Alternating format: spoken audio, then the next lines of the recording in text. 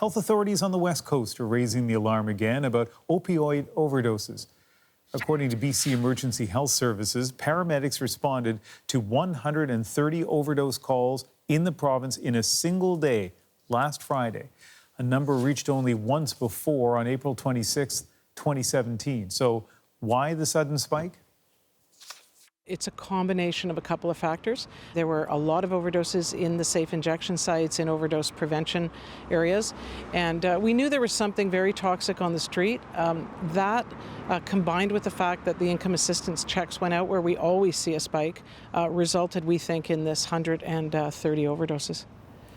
All 130 people who overdosed were revived, but still in BC there is a desire to intervene much sooner when addiction's grip is first taking hold, perhaps in high school. Briar Stewart now on an innovative idea and its challenges. This was the classroom.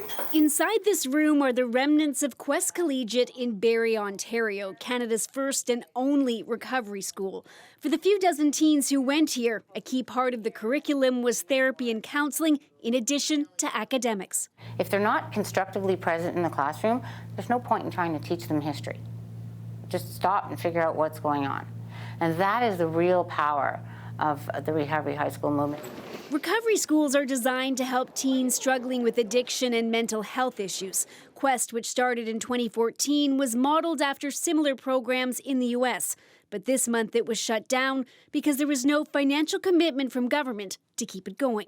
And I just couldn't get anybody to champion it. But just as this school was shuttered, there were calls to create one just like it in BC, a province that's at the center of the national opioid crisis. In a newly released report, the BC Centre on Substance Use urged the provincial government to do more to support addiction recovery, including creating schools. What we're doing right now isn't working.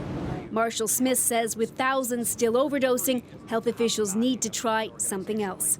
Harm reduction will get us so far. Recovery and community connection is going to get us the rest of the way. I like that picture quite a lot. For Deborah and Edward Bailey, a recovery school is an option they wish they had when their daughter Ola started experimenting with drugs at 13. By the time she was in grade 12, she was frequently skipping class, but her mother feared speaking with teachers about her daughter's addiction. What I thought was that they would think less of her. You know, she was struggling already, and I thought, well, if they also know she's using drugs, they're going to think less when they're going to give up. She died of an overdose in 2015. She was 21. Her parents say they don't know what kind of difference a recovery school could have made. Yeah, I would have loved to have tried that when she was really young. But she believes it's time to try anything that might prevent someone else's child from falling deeper into addiction.